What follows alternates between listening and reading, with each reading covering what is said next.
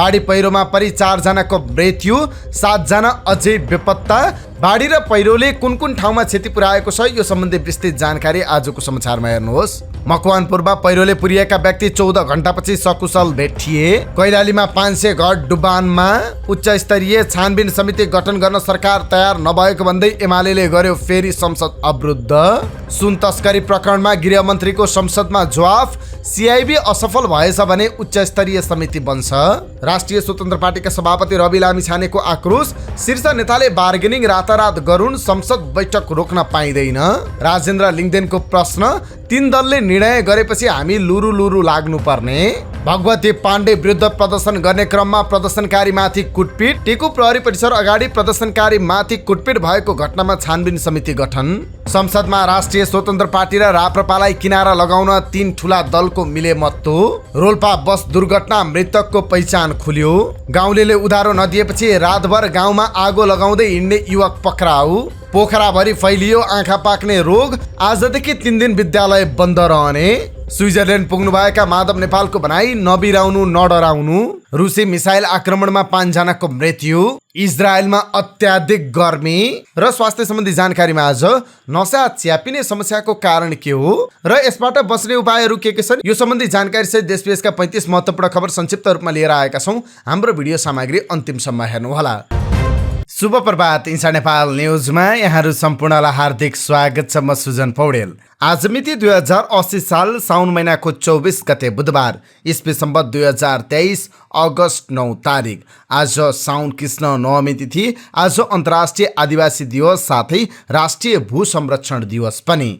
दर्शकवृन्द, सदाका दिन जस्तै आज पनि हामी देश दुनियाँको ताजा अनि महत्त्वपूर्ण खबर अपडेट सहित तपाईमाझ उपस्थित भएका छौं। तपाईले हाम्रो न्युज बुलेटिन कहाँबाट हेर्दै हुनुहुन्छ कृपया आफ्नो गाउँठाउँको नाम तलको कमेन्ट बक्समा लेखिदिनु होला। प्रस्तुत गरेको सामग्री मन परेको छ भने कृपया हाम्रो भिडियो सामग्रीमा एउटा लाइक अवश्य गरिदिनु होला। आउनुहोस् आजको समाचार सुरुवात गरौँ बाढी र पहिरोले पुर्याएको क्षति सम्बन्धी प्रसङ्गबाट। अस्ति रातिदेखिको अविरल वर्षासँगै गएको बाढी पहिरोमा परि हालसम्म 4 जनाको मृत्यु भएको छ। त्यस्तै हालसम्म 7 जना बेपत्ता भएका छन्। गृह मन्त्रालयका प्रवक्ता तथा सहसचिव नारायण प्रसाद भट्टराईका अनुसार बाढी पहिरोकै कारण हालसम्म कुल 11,25,000 बराबरको क्षति भएको छ।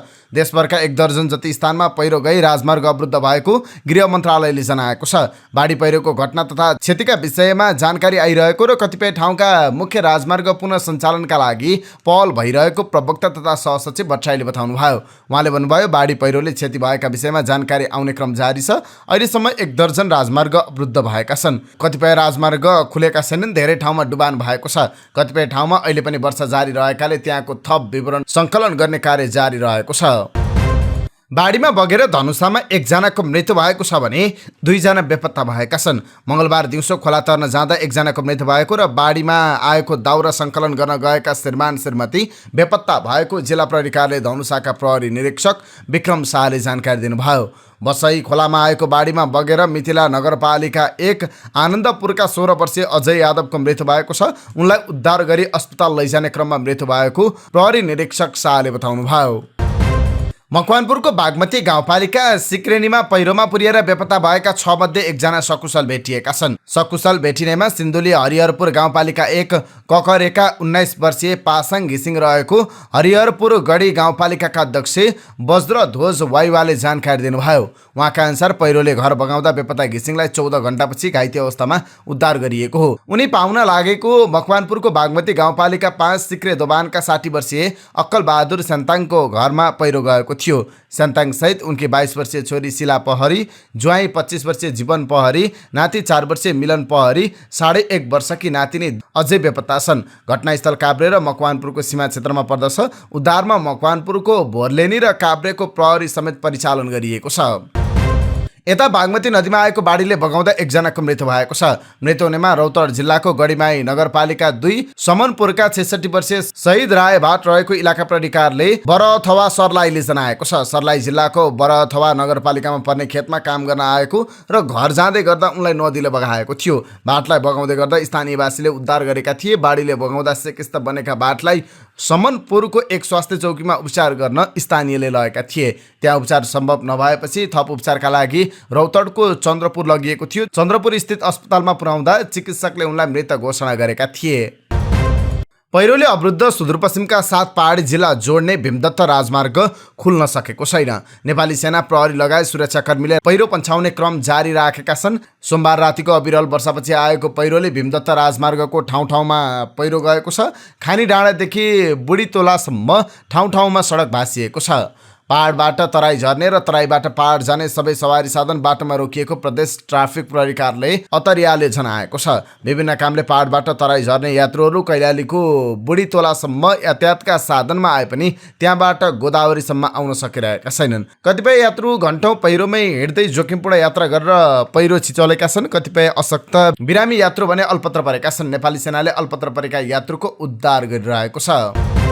सोमबार रातिदेखिको अविरल वर्षासँगै आएको बाढी बस्तीमा पस्दा कैलालीमा 500 घरधुरी प्रभावित भएका छन्। धनगढी उपमहानगरपालिका, भजनी नगरपालिका, गोदावरी नगरपालिका, चुरे, जोशीपुर र कैलाली गाउँपालिकामा नदीको पानी बस्तीमा पस्दा 500 घरधुरी प्रभावित भएको स्थानीय प्रशासनले जनाएको छ। जिल्ला प्रशासन कार्यालयका प्रशासकीय अधिकृत शिवराज जोशीले विभिन्न नदीको पानी बस्तीमा पस्दा 6वटा स्थानीय तहमा मानवीय क्षति नभए पनि घरहरू डुबानमा परेको जानकारी दिनुभयो। जोशीका अनुसार खुटिया नदीको पानी बस्तीमा पस्दा धनगढी उपमहानगरपालिका 15 को कनहरीमा 14 घर, काँडा र कान्द्रा नदीको बाढीले भजनी नगरपालिका 2, 3, 5, 7 र 8 नम्बर ओडामा 250 घर डुबानमा परेका छन्। त्यस्तै कैलाली गाउँपालिका 7 का विभिन्न बस्तीमा कटैनी नदीको पानी पस्दा 150 घरधुरी र जोशीपुर नगरपालिकाका विभिन्न बस्तीमा बाढीले 56 घरधुरी प्रभावित भएको प्रहरीले जनाएको छ। अब केही राजनीतिक प्रसङ्ग। उच्चस्तरीय छानबिन समिति गठनमा सरकारको प्रतिबद्धता नआएको भन्दै नेकपा एमाले मंगलबारको प्रतिनिधि सभा बैठक अवरुद्ध गरेको छ। उपप्रधानमन्त्री तथा गृहमन्त्री नारायण काजी श्रेष्ठले सुन प्रकरणका विषयमा प्रतिनिधि सभामा जवाब दिए पनि उच्चस्तरीय छानबिन समिति गठनमा सरकारी प्रतिबद्धता नआएको भन्दै एमाले अवरोध गरेको हो। उच्चस्तरीय छानबिन समितिको मागलाई सम्बोधन गर्ने गरी सरकारको तर्फबाट प्रतिबद्धता जनाउनुहुन्छ भन्ने थियो, तर गृहमन्त्रीले उठेका विषयवस्तुभन्दा बाहिर गएर राजनीतिक प्रवचन दिनुभयो। एमाले सचेतक महेश बर्तौलाले भन्नुभयो, उहाँले प्रमुख प्रतिपक्ष र प्रतिपक्ष बेन्चमा रहेका राजनीतिक पार्टीहरूले उठाएको विषयमा सरकार जवाबदेही नभएको आरोप लगाउनुभयो। सुन तस्करी प्रकरणमा गृहमन्त्री र अर्थमन्त्री माथि पनि छानबिन गर्नुपर्ने भएकाले उच्चस्तरीय छानबिन समिति नै गठन गर्नुपर्ने बर्तौलाले बताउनुभयो। एमाले सचेतक महेश बर्तौलाले बोलेपछि सभामुख देवराज घिमिरेले बोल्नका लागि कांग्रेसका सांसद रामहरि खतिवडालाई समय दिनुभयो। त्यसपछि एमाले सांसदहरूले संसदमै नाराबाजी सुरु गरेका थिए। त्यसपछि सभामुख घिमिरेले आजसम्मका लागि बैठक स्थगित गर्नुभयो। उपप्रधान तथा गृहमन्त्री नारायण काजी श्रेष्ठले विगतमा उच्चस्तरीय छानबिन समिति बनाएर छानबिन गर्दा 1 ग्राम पनि सुन पत्ता लाग्न नसकेको जवाब दिनुभएको छ। प्रमुख प्रतिपक्ष दल नेकपा एमाले उच्चस्तरीय समिति बनाउन माग गरिरहेका बेला गृहमन्त्री श्रेष्ठले यस्तो जवाफ दिनुभएको हो। नेपाललाई सुन तस्करीको ट्रान्जिट बनाउने मात्र होइन, नेपालको अर्थतन्त्रलाई धराशायी बनाउने कुरा हो यो। यसले छिमेकी देशको अर्थतन्त्र समेत धराशायी बनाउँछ। हिजो नि भएको थियो भनेर चुप लाग्ने अवस्था छैन। मंगलबार प्रतिनिधि सभामा सांसदहरूले उठाएको प्रश्नको जवाब दिँदै उहाँले भन्नुभयो, हामी सबै मिलेर यो जालो तोडौँ, मुख्य रूपमा सरकारकै दायित्व हो। उहाँले सुन प्रकरणमा दोषीलाई सम्पूर्ण रूपले कारबाहीको दायरामा ल्याउने र विमानस्थलको व्यवस्थापन पुनर्विचार गर्ने सरकारको योजना रहेको बताउनुभयो। विमानस्थलको सुरक्षा र व्यवस्थापनको नयाँ नीति र कार्यक्रम लागू गर्नुपर्छ। उहाँले भन्नुभयो, कसैले त्रिभुवन विमानस्थल अगाडि नसमातेर मालिकसम्म जान दिएको भए हुन्थ्यो पनि भन्नुभएको छ। तर विगतमा सुन गायब भएर मानिसको हत्या हुने श्रृङ्खलालाई बुझेर रासो अनुसन्धानले तुरुन्तै पक्राउ गरेको हुनुपर्छ उहाँले भन्नुभयो। सुन तस्करीको जालो तोड्न संसदीय समिति बनाएर छानबिन गर्दा पनि निष्कर्षमा पुग्न नसकेको उहाँले बताउनुभयो। एमाले अध्यक्ष केपी शर्मा ओली प्रधानमन्त्री भएको बेला छानबिन समिति बनाउँदा पनि 1 ग्राम सुन समेत फेला पार्न नसकेको उहाँले बताउनुभयो। सरकारले त्यति बेला छानबिन समिति बनाएको हो, 1 ग्राम पनि सुन पत्ता लगाउन सकेन। राज्यको संयन्त्रलाई जिम्मेवार बनाउनुपर्छ। संगठित अपराधको अनुसन्धानको समय 60 दिन हुन्छ। 20 दिन राष्ट्र अनुसन्धान विभागले छानबिन गरेको छ। अब 35 दिन सिआइबीले अनुसन्धान गरेर पहिचान गर्छ, त्यसको नेक्ससलाई कारबाहीको दायरामा ल्याउँछ उहाँले संसदमा भन्नुभयो। त्यस्तै उहाँले तस्करी प्रकरणको अनुसन्धान केन्द्रीय अनुसन्धान ब्युरो सिआइबीबाट अनुसन्धान टुङ्गाउन दिनुपर्ने बताउनुभयो। तत्कालीन प्रधानमन्त्री केपी शर्मा ओलीको पालामा बनेको समितिले 7000 देखि 9900 केजी सुन आएको भनेको पनि उहाँले स्मरण गर्नुभयो। अहिले सिपमेन्टको आधारमा धेरै सुन आएको अनुमान छ। ट्रान्सनेसनल कनेक्सन सहित त्रिभुवन विमानस्थललाई ट्रान्जिट पोइन्ट बनाइँदैछ। सिआइबीले यदि गर्न सकेन भने हामी त्यसपछि विकल्पमा जाउँला। यो मन्त्री परिषदले कानुन लगाउन सकेन भनेर अर्को समानान्तर सरकार बनाउन मिल्छ र उहाँले भन्नुभयो। राष्ट्रिय स्वतन्त्र पार्टीका सभापति रवि लामिछानेले शीर्ष नेताको छलफलका नाममा संसद बैठकको समय हेरफेर गर्न नपाइने बताउनु भएको छ। मंगलबार प्रतिनिधि सभा बैठकको आकस्मिक समयमा बोल्दै उहाँले सभामुखले तय गरेको समयमा बैठक अनिवार्य सुरु हुने व्यवस्था गर्न माग गर्नुभयो। सदन चल्ने समय एउटा हो भनिसकेपछि त्यो सदन त्यो समयमा चल्न भन्दा अगाडि चाहे रात परोस् चाहे बिहान होस् देखिएका आवश्यक पर्ने दलका नेताहरू अगाडि नै बैठक बसेर सभामुख मार्फत आएको सदन चल्ने समयमा सदन किन चल्दैन रविले प्रश्न गर्नुभयो। 3 जना नेताहरू सल्लाह गर्नुपर्ने भए संसदको तोकिएको समयभन्दा पहिले नै छलफल गर्नुपर्ने र तोकिएको समयमा बैठक सुरु हुनुपर्ने उहाँले बताउनुभयो। यो बार्गेनिङ रातारात किन गर्न सक्दैनन्, सदन चल्ने बेलामा नै किन गरिन्छ उहाँले प्रश्न गर्नुभयो। सांसदहरू हरेक दिन कति बेला संसद बैठक सुरु हुन्छ भनेर घडी हेरेर बसिरहनु परेको भन्दै उहाँले यो क्रियाकलाप रोक्न आग्रह गर्नुभयो। निरन्तर रूपमा भइरहेको यो क्रियाकलाप रोक्न जरुरी छ। केही दलका केही नेताहरू बसेर यतिका जनप्रतिनिधिका तर्फबाट निर्णय गरेर यो सदनलाई बन्धक बनाउन पाइँदैन। यो तय हो सभामुखलाई रुलिङ होस् कि कुनै पनि दिन यदि तोकिएको समय र मितिमा संसद चल्छ भनेर सूचना टाँसिसकेपछि त्यो समयमा घन्टी बज्नुपर्छ। त्यो घन्टी बज्नभन्दा अगाडि जे कुरा मिलाउनुपर्छ मिलाए हुन्छ, सभापति लामिछाने भन्नुभयो। अमुक नेता मिल्दा र नमिल्दा संसद चल्ने र नचल्ने निर्णय गर्न नहुने भन्दै उहाँले संसदमा जनताका कुराहरूमा छलफल हुनुपर्ने बताउनुभयो। हिजो पनि शीर्ष नेताहरूबीच संसदीय समितिको सभापतिमा भागबण्डा मिलेका कारण संसद चलेको उहाँले बताउनुभयो। संसदीय समितिको भागबण्डा मिलेर संसद सहज भएको सुन्नमा आएको छ। यदि त्यसो हो भने हामी खुसी छौँ। राष्ट्रिय स्वतन्त्र पार्टी सैद्धान्तिक हिसाबले प्रमुख प्रतिपक्ष बन्न गयो, लामिछानेले भन्नुभयो। राष्ट्रिय प्रजातन्त्र पार्टीले प्रमुख 3 दलले पुरै देश र संसदलाई बन्धक बनाएको आरोप लगाउनु भएको छ। मंगलबार प्रतिनिधि सभाको बैठकको आकस्मिक समयमा उहाँले 3 दलले जे भन्छन् अरूले त्यही मान्नुपर्ने अवस्था बनाइएको भन्दै विरोध जनाउनु भयो। केही दलहरू मिलेर पुरै देशलाई संसदलाई बन्धक बनाउन मिल्छ उहाँले प्रश्न गर्नुभयो। तपाईहरू रातारात सल्लाह गर्ने 3वटा दलले निर्णय गर्यो भनेपछि हामी लुरु पछि लाग्नुपर्ने लिङ्गदेनले प्रश्न गर्नुभयो। उहाँले सभामुख देवराज घिमिरेलाई 3 दल बसेर निर्णय गर्नुपर्ने गैर संवैधानिक अभ्यास संसदमा कसरी भइरहेको छ भनेर प्रश्न गर्नुभयो। यो गैर संवैधानिक शक्ति केन्द्रको निर्माण यो संसदभित्र कसरी भइरहेको छ, संसदको नियमावलीको कुन धारा, संविधानको कुन धारा उपधाराले यस प्रकारको संरचनाको परिकल्पना गर्छ, लिङ्गदेनले सभामुखलाई सोध्नुभयो। 3 दलले संसदीय समितिको भागबण्डा गरेको प्रति लिङ्गदेनले आपत्ति जनाउनु भयो। संसदको अवरोध खुलाउने विषयमा छलफल गरेर सोमबार नेपाली कांग्रेस, नेकपा एमाले र नेकपा माओवादी केन्द्रका शीर्ष नेताहरू बैठकमा बसेका थिए। त्यस क्रममा संसदीय विषयगत समितिको सभापतिमा समेत दलहरूले भागबण्डा मिलाएका छन्। तर त्यस्तो भागबण्डामा संसदको 4थो ठूलो दल राष्ट्रिय स्वतन्त्र पार्टी र 5औं ठूलो दल राष्ट्रिय प्रजातन्त्र पार्टीलाई समेटिएको छैन। यसप्रति आपत्ति जनाउँदै लिङ्गदेनले प्रश्न गर्नुभयो। संसदीय समितिको निर्माण कसरी हुन्छ भन्ने कुरा नियमावलीमा छ, 3वटा दलले टुङ्गो लगाउने विषय हो यो उहाँले प्रश्न गर्नुभयो। अहिले संसदको संरचना कसैलाई निषेध गरेर जाने खालको नभएको भन्दै लिङ्गदेनले यस्ता गतिविधि आफूहरूलाई स्वीकार्य नहुने चेतावनी दिनुभयो। यता प्रमुख सत्ता घटक नेपाली कांग्रेसका महामन्त्री विश्वप्रकाश शर्माले हरेक समस्याको समाधान संसद अवरोध नभएको बताउनु भएको छ। प्रमुख प्रतिपक्ष नेकपा एमालेको निरन्तर अवरोधपछि मंगलबार केही बेर खुलेको प्रतिनिधि सभा बैठकमा आकस्मिक समय लिएर उहाँले संसद अवरोधको एमाले नीतिप्रति प्रश्न गर्नुभयो। एउटा घटना आउँछ, उभिदियो, प्रश्न गरिदियो, घेरिदियो, अवरोध गरिदियो, के हरेक समस्याको हल सदन अवरुद्ध गरेर हुन्छ? महामन्त्री शर्माको प्रश्न थियो।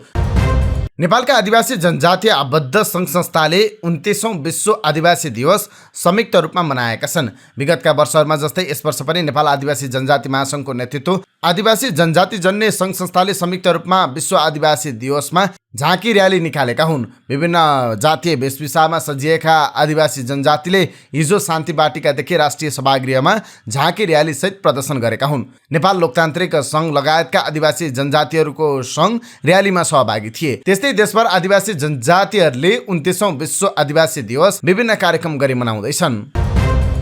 जिल्ला प्रहरी परिसर काठमाडौँ टेको अगाडि प्रदर्शनकारीमाथि कुटपिट भएको विषयमा छानबिन समिति गठन भएको छ। मगर तथा तामाङ समुदायले अधिवक्ता भगवती पाण्डेलाई पक्राउ गर्नुपर्ने मागसहित प्रहरी परिसर अगाडि प्रदर्शन गर्ने क्रममा प्रहरीले प्रदर्शनकारीमाथि निर्घात कुटपिट गरेको भन्दै गृह मन्त्रालयले छानबिन समिति गठन गरेको छ। उपप्रधान एवं गृहमन्त्री नारायण काजी श्रेष्ठले मंगलबार प्रतिनिधि सभामा बोल्दै प्रहरीले नियन्त्रणमा लिने क्रममा कुटपिट भएको गुनासो भएपछि छानबिन समिति गठन गरिएको बताउनुभयो। उक्त समितिमा को को छन् भन्ने खुलिसकेको छैन।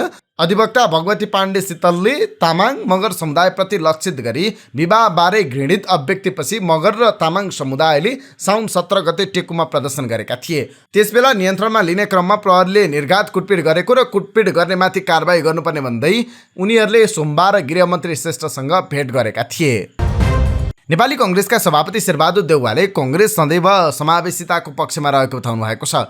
29औं विश्व आदिवासी दिवसको सन्दर्भमा नेपाल लोकतान्त्रिक आदिवासी जनजाति महासङ्घले मङ्गलबार काठमाडौँमा आयोजना गरेको कार्यक्रममा देउवाले अहिले मुलुकमा समावेशी संविधान बनेको र कङ्ग्रेस पनि समावेशिताको पक्षमा उभिएको बताउनुभयो। नेपाल जात जाति वेशभूषा र कला संस्कृतिले पनि भरिपूर्ण रहेको र यी सबै कुराहरू देशको सम्पत्ति भएको उहाँले बताउनुभयो।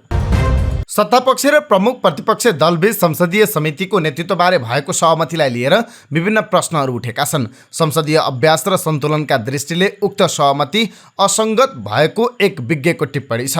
सहमति कार्यान्वयन नहुँदै विभिन्न प्रश्न उठेपछि सत्तापक्ष केही दबावमा परेको बुझिएको छ। नेकपा एमाले सङ्क्रमणकालीन न्याय सम्बन्धी आयोग गठनमा निर्वाह गर्ने भूमिकामा सहमति निर्भर हुने एक नेताको आकलन छ। यसअघि प्रमुख दलका शीर्षस्थ नेताहरूबीच समितिको सभापतिबारे भएको सहमति कार्यान्वयन भएको थिएन। नेकपा एमालेका प्रमुख सचेतक पदम गिरीका अनुसार नेपाली कङ्ग्रेस र नेकपा माओवादी केन्द्रको शीर्षस्थ तहमा संसदीय समितिबारे सहमति भएको छ। उहाँले नेकपा एमालेलाई 3वटा समितिको नेतृत्व दिने सहमति भएको हो। सत्तापक्षले अरू कुन कुन समिति कसरी बाँडफाँड गर्ने उहाँहरूको कुरा हो। एमालेलाई 3वटा समितिको सभापति दिने सहमति भएको छ उहाँले भन्नुभयो। तर माओवादी केन्द्रका प्रमुख सचेतक हितराज पाण्डेले संसद खुलेपछि यसबारे छलफल हुने बताउनुभयो। उहाँले सहमति भएको कुरा स्वीकार र अस्वीकार केही नगरी भन्नुभयो। संसद खुलेपछि न यसबारे छलफल हुने हो, अहिले नै कसरी भन्ने। 3 दल बीच प्रतिपक्ष एमाले सहित कङ्ग्रेस, माओवादी, नेकपा एकीकृत समाजवादी, जनता समाजवादी पार्टी लगायतका र जनमत पार्टीलाई नेतृत्व दिने सहमति भएको बताइएको थियो। तर सहमतिलाई लिएर उठ्ने प्रश्न अनि सत्य निरूपण र बेपत्ता व्यक्तिहरू सम्बन्धी आयोग गठनमा एमालेको भूमिकाले सहमतिमा हेरफेर हुने वा नहुने भन्ने कुरा निर्धारण गर्ने एक नेताको भनाइ छ। उहाँले भन्नुभयो, आलोचना धेरै भयो भने वा सत्ता गठबन्धनभित्रै असहज अवस्था भएमा समितिको बाँडफाँड हेरफेर हुन सक्ने देखेको छु। उहाँका अनुसार उपेन्द्र यादव र सीके राउतको एकअर्का प्रतिको दृष्टिकोणले पनि त्यसलाई प्रभावित पार्न सक्छ। 4औं ठुलो दल राष्ट्रिय स्वतन्त्र पार्टी र 5औं ठुलो दल राष्ट्रिय प्रजातन्त्र पार्टीलाई कुनै समितिको नेतृत्व नदिने गरी सहमति भएको छ। भूतपूर्व सभामुख दबननाथ ढुङ्गानाले संसदीय समितिको नेतृत्वमा यथाशक्य सबैको प्रतिनिधित्व गराउन सकिने सम्भावना ठुला दलले अस्वीकार गरेको टिप्पणी गर्नुभयो। अहिलेको अवस्थामा यसले संसदीय सन्तुलनलाई प्रश्रय दिन्न राष्ट्रिय स्वतन्त्र पार्टी र राप्रपालाई पनि नेतृत्व दिँदा संसदीय योग्यता र आस्था बढाउन सहयोगी हुने थियो। ठुला दलले विचार पुर्याएनन्, ढुङ्गानाले भन्नुभयो। रोल्पाको बागमारामा दाङको घोराइका लागि छुटेको बस दुर्घटनामा मृत्यु भएका र घाइतेको पहिचान खुलेको छ। शहीद मार्ग अन्तर्गत रोल्पाको त्रिवेणी गाउँपालिका 7 गौरी गाउँ स्थित रिची गाउँको सडक खण्डमा मङ्गलबार मध्याह्न दुर्घटनाग्रस्त भएको बसमा एक महिला सहित 4 जनाको घटनास्थलमा मृत्यु भएको थियो भने 19 जना घाइते भएका थिए। प्रहरीका अनुसार मङ्गलबार मध्याह्न 1:15 बजेतिर ना 5 ख 26-12 नम्बरको बस रिची सडकबाट करिब 150 मिटर मुनि खोल्सामा खसेर दुर्घटनाग्रस्त भएको थियो। दुर्घटनामा परि घटनास्थलमा मृत्यु भएकाहरूमा रोल्पाको माडी गाउँपालिका निवासी 22 वर्षीय प्रकाश बाठा, माडी 4 का 51 वर्षीय बिर्खे डाँगी र उनकी 50 वर्षीय श्रीमती हस्ता डाँगी र रोल्पाको परिवर्तन गाउँपालिका 3 का 46 वर्षीय भक्त बिख रहेका छन्। घाइते अवस्थामा भेटिएका बसका चालक दाङको घोराई उपमहानगरपालिका 12 हापुरका 24 वर्षीय हुमराज बस्नेतलाई प्रहरीले नियन्त्रणमा लिएको छ। प्रहरी नायब उपरीक्षक श्यामसारू मगरले दुर्घटनास्थलबाट मृतकको शव फेला पारिएको र घाइतेहरूलाई उद्धार गरेर अस्पतालमा पठाइएको जानकारी दिनुभयो। जुम्लामा श्रृङ्खलाबद्ध आगलागीका घटनामा संलग्न व्यक्ति पक्राउ परेका छन्। पक्राउ पर्नेमा गुठीचौर गाउँपालिका 4 घर भई हाल चन्दननाथ नगरपालिका 1 मा बस्दै आएका 30 वर्षीय रत्न अधिकारी रहेको जुम्लाका डीएसपी प्रह्लाद कार्कीले जानकारी दिनुभयो। डीएसपी कार्कीका अनुसार अधिकारीले सुरुमा 2080 साल असार 26 गते गुठीचौर गाउँपालिका 4 बालु स्थित कृष्णबहादुर अधिकारीको घर अगाडि पार्किङ गरिराखेको अटोमा आगो लगाएका थिए। कृष्णबहादुरसँग रिसिभी साध्न रत्नले अटोमा आगो लगाएको डीएसपी कार्कीले सुनाउनु भयो। हामीले कृष्णबहादुर अधिकारीलाई सोद्धा एकपल्ट चामलको विषयलाई लिएर पहिले विवाद भएको रहेछ। उनले सबैभन्दा धेरै घटना 2080 साउन 5 गते घटाएका थिए। त्यस दिन सुरुमा चन्दननाथ 1 डुडा खोज स्थित रतनबहादुर बुढाको घरको दोस्रो तलाको बारदलीमा झुन्डाएको डसनामा राति 11 बजे आगो लगाएका थिए। सोही दिन गुठी चौर 4 बिगारे बस्ने वर्ष 56 का भीमप्रसादको घरको भुइँतलामा रहेको गहुँको भुसमा राति करिब 12 बजे आगो लगाएका थिए। त्यस्तै सोही रात गुठी चौर 4 डाँडावाडा कका 59 वर्षका कविदत्त नेउपानेको घरको भुइँतलाको झ्याल नजिकै रहेको खाटमा डसनामा आगो लगाई क्षति पुगेको थियो। राति 31 बजेको समयमा गुठी चौर 4 डाँडावाडा खका कविदत्त नेउपानेको घरको काठको भर्याङमा आगो लगाएका थिए। त्यसै राति 1:45 बजे गुठी चौर 4 धवलपुराका खडानन्द पाण्डेको घरमा आगो लगाएका थिए। त्यसपछि 1:45 बजे गुठी चौर 4 धवलपुराकै प्रेमप्रसाद नेउपानेको घरमा आगो लगाएका थिए। रातभरि आगो लगाउँदै हिँडेका उनले 3:15 बजे गुठी चौर 5 मा सडक स्तरोन्नतिको कामको सिलसिलामा पार्किङ गरेर राखेको रारा तेन्जिन कन्स्ट्रक्सनको लु 5 प 1244 नम्बरको ट्र्याक्टरमा आगजनी गरेको प्रहरीले जनाएको छ। उनले श्रृङ्खलाबद्ध आगजनी गर्नुको कारण आफू गरिब भएकाले कसैले पनि ऋण उधारो समेत नपत्याउने र नदिने भएपछि निराश भई यस्तो कार्य गरेको प्रहरीसँग बयानमा भनेका छन्। आँखा पाक्ने रोग बालबालिकामा फैलिँदै गएपछि पोखराका सबै विद्यालय आजदेखि 3 दिनका लागि बन्द भएको छ। पोखरा महानगरपालिकाले आजदेखि पोखराका संस्थागत तथा सामुदायिक विद्यालय शुक्रबारसम्म बन्द गर्ने निर्णय गरेको हो। पोखराभित्र 243 संस्थागत र 203 सामुदायिक विद्यालय छन्। यससँग सम्बन्धित संस्था अभिभावकको छलफलपछि विद्यालय बन्द गर्ने निर्णय गरिएको हो। नेकपा एकीकृत समाजवादीका अध्यक्ष माधव कुमार नेपालले ललिता निवास प्रकरणमा आफूले कुनै बदमासी नगरेको प्रष्टीकरण दिनुभएको छ। सर्वोच्च अदालतले पूर्व प्रधानमन्त्री समेत रहनुभएका नेपाललाई पनि अनुसन्धानको दायरामा ल्याउन आदेश दिएको बारे आफूले केही भन्नुपर्ने नरहेको उहाँको भनाइ थियो। स्विजरल्यान्ड पुग्नुभएका अध्यक्ष नेपालले भन्नुभयो, नबिराउनु नडराउनु, मैले कुनै बिराएको छैन, बदमासी गरेको छैन, भ्रष्टाचार गरेको छैन। मैले नितान्त असल मनसायले बालुवाटार विस्तारको मास्टर प्लान अगाडि बढाउने पक्षमा काम गरेको हुँ। कुनै अनुचित काम गरेको छैन। कुनै व्यक्तिलाई उन्मुक्ति दिने होइन, छानबिन गर्ने, बदमासी गरेको छ भने दण्डित गर्ने उहाँले भन्नुभयो। उहाँले आफूले कुनै अनुचित काम नगरेको भन्नेमा आफू पूर्ण विश्वस्त रहेको बताउनुभयो। पत्रकार तथा सञ्चारकर्मी माथि सामाजिक सञ्जाल मार्फत टिप्पणी गरेको आरोपमा नेपाल पत्रकार महासङ्घका जिल्ला अध्यक्ष, निवर्तमान अध्यक्ष र कार्यवाहक अध्यक्ष सहित 7 पत्रकारले दिएको उजुरीका आधारमा जिल्ला प्रहरी कार्यालय पर्वतले सांस्कृतिक कर्मी एवं फोटो पत्रकार आरके आदित्य विरुद्ध पक्राउ पूर्जी जारी गरेको छ। प्रहरीले उनीमाथि विद्युतीय कारोबार ऐन 2063 को दफा 47 बमोजिम कारबाही प्रक्रिया अगाडि बढाएको छ। गिरीले सोमबार सामाजिक सञ्जाल फेसबुकमा कुनै पनि पत्रकारको व्यक्तिगत रूपमा नाम नलिई समग्र जिल्ला को पत्रकारिता बारे निर्मम टिप्पणी गर्दै स्ट्याटस लेख्नु भएको थियो। उहाँको स्ट्याटसमा विभिन्न पत्रकारले गरेको कमेन्टमा गिरीले प्रतिक्रिया लेखेको देखिन्छ। कतिपय प्रतिक्रियामा गिरीले अपशब्द प्रयोग गरेको देखिन्छ। प्रहरी नायब उपरीक्षक मधुसूदन नेउपानेले पत्रकार महासङ्घको लेटर प्याडमै गिरी विरुद्ध उजुरी परेपछि आफूहरूले पक्राउ पूर्जी जारी गरेको बताउनुभयो। पत्रकारहरूले गिरी विरुद्ध विद्युतीय कारोबार ऐन 2063 को दफा 47 बमोजिम निजलाई कारबाहीको माग गर्दै आइतबार उजुरी दर्ता गराएका थिए। काठमाडौँको तारकेश्वर नगरपालिकाबाट नक्कली नोटसहित 3 जना पक्राउ परेका छन्। तारकेश्वर 5 स्थित गोलडुङ्गा नगिनी खोला अगाडिबाट मंगलबार साँझ सशस्त्र प्रहरी बलको टोलीले उनीहरूलाई पक्राउ गरेको हो। उक्त स्थानमा हिम्मत बमको घरको भुइँतलामा भाडामा बस्ने खोटाङ जिल्ला द्रिप्रुङ गाउँपालिका 5 का लक्ष्मी पाण्डे, लमजुङ दोदी गाउँपालिका 2 का सुभाष गुरुङ र रामेछाप गोकुलगङ्गा गाउँपालिका 1 का मदन दमारी गरी 3 जना नक्कली नोटसहित पक्राउ परेका हुन्। उनीहरूको डेराबाट नेपाली रुपियाँ 1000 को 182 थान नक्कली नोट बनाउन प्रयोग हुने कागज 200 थान बरामद भएको सशस्त्र प्रहरीका सहायक प्रवक्ता शैलेन्द्र थापाले जानकारी दिनुभयो। सिन्धुपाल्चोकको जुगल गाउँपालिका 3 तेम्बाथान गाउँ सडक सञ्जालसँग जोडिएको छ। सदरमुकाम चौताराबाट 60 किलोमिटर दूरीमा रहेको तेम्बाथान गाउँ यसअघि सडक सञ्जालसँग जोडिएको थिएन। जुगल 3 मा निर्माणाधीन 36 मेगावाट लक्ष्य बोकेको बर्माएडी जलविद्युत आयोजनाले 7 करोड खर्च गरेर 8 किलोमिटर नेसम दोभान तेम्बाथान दिपु सडक निर्माण गरेको वडाध्यक्ष लक्ष्मण दोङले जानकारी दिनुभयो। उक्त गाउँभन्दा 300 मिटर दूरीमा रहेको विद्युत गृह, सुरुङ लगायतका संरचना बन्दैछ। गाउँमै एम्बुलेन्स र सवारी सदन आइपुग्ने भएपछि तेम्बाथानवासी खुसी भएका छन्। कञ्चनपुरको पुनर्वासमा सोमबार राति प्रहरी कर्मचारीमाथि कुटपिट भएको छ। पुनर्वास नगरपालिका 11 को टाउके बजारमा प्रहरी जवान रञ्जित साउदमाथि कुटपिट भएको हो। मोटरसाइकलको लाइसेन्स र बिलबुक चेक जाँच गर्न लागेका बेला स्थानीय युवाहरूले कुटपिट गरेका हुन्। पुनर्वास नगरपालिका 11 का वडाध्यक्ष तुलसी अर्यालले साउदले स्थानीयको युवालाई सडकमा उतारेर प्रहरीको पोसाक बिना सवारी साधन चेक जाँच गरेर दुःख दिन थालेपछि आक्रोशित स्थानीयले कुटपिट गरेको बताउनुभयो। यता प्रहरीले भने यो घटनाबारे थाहा नभएको दाबी गरेको छ। जिल्ला प्रहरी कार्यालय कञ्चनपुरका प्रमुख प्रहरी उपरीक्षक एसपी कमल थापाले घटनाबारे तल्लो तहको प्रहरी युनिटबाट जिल्लामा रिपोर्टिङ नभएको दाबी गर्नुभयो। वैदेशिक रोजगार विभागको अनलाइन सेवा अवरुद्ध भएको छ। विभागको प्रणालीको फाइल सर्भर माइग्रेट गर्नुपर्ने भएकाले मंगलबार साँझ 5 बजेदेखि अर्को सूचना नभएसम्मका लागि सेवा अवरुद्ध भएको विभागले जनाएको छ। AFE-IEMS प्रणालीमा फाइल डाउनलोड नहुने भएको छ। यसो हुँदा अनलाइनबाट श्रम स्वीकृतिका लागि आवेदन दिन मिल्दैन। यसअघि नै अपलोड भएका कागजात भने हेर्न र परिवर्तन गर्न सकिने भएको छ। सरकारले मोबाइल डिभाइस म्यानेजमेन्ट प्रणाली MDMS मा मोबाइल फोन दर्ता गर्न पाउने समय साउन मसान्तसम्म लम्बाएको छ। अर्थ मन्त्रालयका अनुसार आर्थिक ऐन 2080 ले दिएको असार मसान्तसम्मको सीमालाई 1 महिना लम्बाएर साउन मसान्तसम्म पुर्याउने निर्णय भएको छ। यो प्रणालीमा विभिन्न कारणले दर्ता हुन नसकेका सेलुलर मोबाइललाई यो अवधिसम्म दर्ता गराउन सकिने गरी समय तोकिएको मन्त्रालयको सूचनामा उल्लेख छ।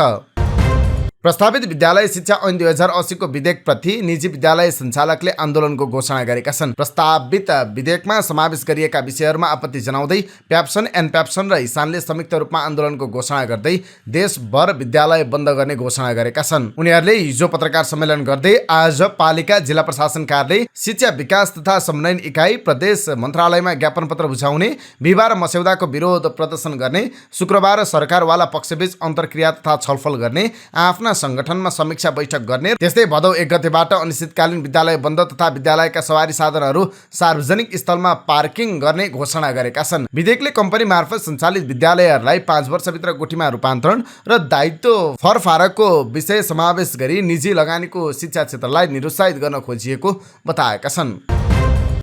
सरकारले 5 रुपियाँका 15 करोड थान सिक्का टकमरी गर्न राष्ट्र बैंकलाई स्वीकृति दिएको छ।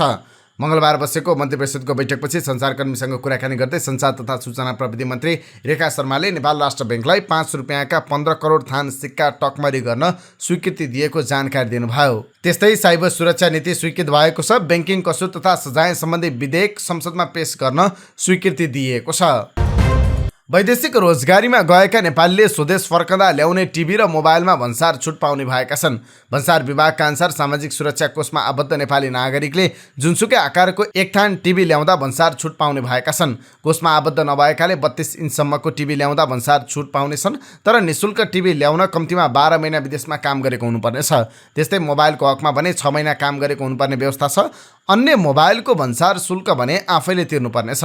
भन्सार शुल्क छुट भएको मोबाइलको MDMS प्रणालीमा आफैले अनलाइन माध्यमबाट दर्ता गर्नुपर्ने विभागले जनाएको छ। शेयर बजार मापक नेप्से परिसूचक मंगलबार घटेको छ। सोमबार सामान्य अंकले घटेको नेप्से मंगलबार 28.40 अंकले घटेर 2019.85 को बिन्दुमा पुगेको छ। हिजो कारोबार रकम पनि घटेको छ। हिजो 265 धितोपत्रको 48,60,741 किता शेयर 1,73,70,14,479 रुपियाँमा किनबेच भएको छ। अघिल्लो दिन 2,33,35,73,297 रुपियाँको कारोबार भएको थियो। जमैकालाई 1-0 ले पराजित गर्दै कोलम्बिया महिला विश्वकप फुटबलको क्वार्टर फाइनलमा प्रवेश गरेको छ। क्याटालिना उस्मेले 51औं मिनेटमा निर्णायक गोल गर्दै क्वार्टर फाइनलमा इङ्ग्ल्यान्डसँगको भेट पक्का गरेकी छन्। यी दुई बीचको क्वार्टर फाइनल खेल शनिबार सिडनीमा हुनेछ। AFC कप छनौटको प्रारम्भिक चरणमा भुटानी क्लब पारो AFCलाई हराउँदै मछिन्द्र AFC प्रारम्भिक छनौटको दोस्रो चरणमा पुगेको छ। खेलको 7औं मिनेटमा नै पछि परेको अवस्थालाई उल्टाउँदै खेलमा मछिन्द्र विजयी भयो। 7औं मिनेटमा पारोका खेलाडीले गोल गर्न सफल भएका थिए, तर त्यसको 5 मिनेटपछि नै विमल घरती मगरले बराबरी गोल फर्काए। एरिक विष्टको छोटो कर्नर पास र आयुष गलानको क्रसमा विमलले हेड मार्फत गोल गरेका थिए। त्यसपछि 15औं मिनेटमा घलानले नै गोल गरेर मछिन्द्रलाई अग्रता दिलाएका हुन्। 39औं मिनेटमा ओलावाले आफिजले गोल गरेपछि मछिन्द्रले 3-1 को अग्रता बनायो। 71औं मिनेटमा पारोका लागि इभान असान्तेले 1 गोल थपे पनि त्यो जितका लागि पर्याप्त भएन। विजेता मछिन्द्रले अब 16 अगस्तमा भारतको इन्डिया सुपर लिग खेल्ने मोहन बगानसँग कोलकातामा खेल्नेछ। यो खेलको विजेताले बङ्गलादेशको ढाका अवानी र मालदिप्सको क्लब इगल्स बीचको विजेतासँग अगस्त 22 मा खेल्नेछ। युजेनी ले सोमरको 2 गोलको मद्दतमा फ्रान्सले मोरक्कोलाई हराउँदै महिला विश्वकप फुटबलको क्वार्टर फाइनलमा पुगेको छ। फ्रान्ससँग 4-1 को हारसँगै अफ्रिकी टोलीको सपना टुटेको छ। विजयी फ्रान्सले शनिबार ब्रिस्बेनमा घरेलु टोली अस्ट्रेलियासँग खेल्नेछ। अब के अन्तर्राष्ट्रिय प्रसङ्ग संक्षिप्त रूपमा। रुसले युक्रेनमा गरेको मिसाइल आक्रमणमा 5 जनाको मृत्यु भएको छ। पूर्वी युक्रेनको प्रोकोबक्स सहरमा रहेको आवासीय भवनमा लक्षित गरी गरिएको आक्रमणमा 31 जना घाइते भएका छन्। घाइते हुनेमा 19 जना प्रहरी अधिकारी रहेका छन्। मध्यपूर्वको सानो देश इजरायल अहिले प्रचण्ड गर्मीको चपेटामा छ। चर्को गर्मीबाट राहतको खोजीमा देशैभरका मानिसहरू प्राकृतिक पानी मुहान, सार्वजनिक समुद्री किनार र झरनामा पुगिरहेका छन्। उत्तरी इजरायलको राष्ट्रिय निकुञ्जमा मानिसहरूको भिड लागेको छ। त्यहाँ पानी प्रशस्त छ। तापक्रम वर्षभरि स्थिर रूपमा 28 डिग्री सेल्सियस रहने भएकाले धेरै मान्छे त्यहाँ पुग्छन्। गर्मीको लहरको बीचमा इजरायलको स्वास्थ्य मन्त्रालयले सामान्य जनता र विशेष गरी वृद्ध जनसङ्ख्या र दीर्घकालीन रोगका बिरामीलाई होसियार रहन, गर्मी र घामको सम्पर्कबाट बस्न आग्रह गरेको छ। अनावश्यक शारीरिक परिश्रमबाट बस्न र धेरै पानी पिउन समेत अनुरोध गरिएको छ। अब आजका लागि स्वास्थ्य सम्बन्धी जानकारी। स्वास्थ्य सम्बन्धी जानकारीमा आज हामीले नसा च्यापिने समस्याको कारण र उपचार विधि के हो यो सम्बन्धी जानकारी लिएर आएका छौँ। मानिसको शरीरमा हुने मेरुदण्डमा अनेकौं हड्डी हुन्छन्। प्रत्येक हड्डीको बीचमा एउटा कालो डिस्क हुन्छ। उक्त डिस्क एक प्रकारको तरल पदार्थ हो। यो नुहाउने घिउ जस्तै हुन्छ। दुर्घटनाका कारण हातखुट्टा भाँचिएमा वा हड्डी सर्ने समस्या भएमा 2वटा हड्डीको बीचबाट उक्त डिस्क बाहिर निस्केर नसालाई च्याप्ने गर्छ, जसलाई हामी सामान्य भाषामा नसा च्यापिएको भन्छौँ। नसा च्यापिँदा शरीरमा सही नसक्नु पीडा हुन्छ। यसको असर खुट्टा पिँडोलातिर पनि देखिन्छ। यदि शरीरको देब्रेतिर नसा च्यापिएको छ भने त्यसको असर देब्रे खुट्टामा पर्छ। दायाँतिर छ भने पनि दायाँतर्फ नै बढी महसुस हुन्छ। दुखाइ पनि त्यत्तिकै बढी हुन्छ, जसले गर्दा पिँडोला दुख्ने, ढाड दुख्ने, धेरै बेर एकै ठाउँमा बस्न नसक्ने, बसेर उठ्दा झनै दुख्ने, हातखुट्टा झमझमाउने, शरीर भारी हुने, शरीरको कुनै भाग लाटो हुने, पोल्ने इत्यादि हुन्छ। यस्ता लक्षण समस्याको स्तर तथा समस्याको प्रकार अथवा ठाउँ पिक्से फरक हुन्छ। अब नसा च्यापिने प्रमुख कारणहरू के हुन् त? नसा च्यापिने समस्या अनौठो समस्या हो। कहिलेकाहीँ 2 जना व्यक्तिले एउटै प्रकारको काम गर्दा समेत यो समस्या एउटा व्यक्तिमा मात्रै देखा पर्न सक्छ। कसैको मेरुदण्ड अथवा हड्डी कमजोर छ भने पनि उसलाई यो समस्या देखिन सक्छ।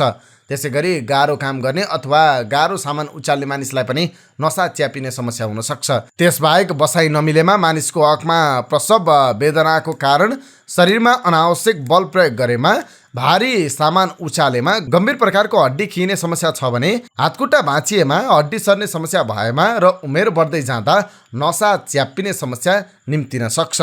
जीवनशैलीका कारण धेरै समय एकै ठाउँमा बसेर काम गर्दा पनि नसा च्यापिने सम्भावना हुन्छ। अब यसबाट बस्न के गर्ने त? सबैभन्दा पहिलो आहार विहारमा ध्यान दिने, कुर्सीमा बस्दा अडेस लगाएर बस्ने, खुट्टा टेकेर बस्ने, बस्दा मेरुदण्डलाई सिधा बनाएर बस्ने, व्यायाम गर्दा कम्मर सड्किन नदिने, शरीरमा ज्यादा दखल नदिने, त्यस्तै जीवनशैलीमा केही परिवर्तन गर्ने। यिनै समाचार सामग्री सहित हामी समाचारको अन्त्यमा आइपुगेका छौँ। प्रस्तुत गरेको समाचार सामग्रीमा तपाईँको केही टिका टिप्पणी भए तलको कमेन्ट बक्समा लेखिदिनु होला। दैनिक रूपमा सत्य अनि तथ्य खबर अपडेटका लागि हाम्रो यस युट्युब च्यानललाई सब्स्क्राइब गर्न नबिर्सिनु होला। दिनभरको न्युज अपडेट बेलुकी 6 बजे हाम्रो यस युट्युब च्यानलमा हेर्न सक्नुहुन्छ। जहाँ जाँदै प्रस्तुत गरेको सामग्री मन परेको छ भने कृपया हाम्रो भिडियो सामग्रीमा एउटा लाइक अवश्य गरिदिनु होला। तपाईँको बाँकी पल सुखद रहोस्।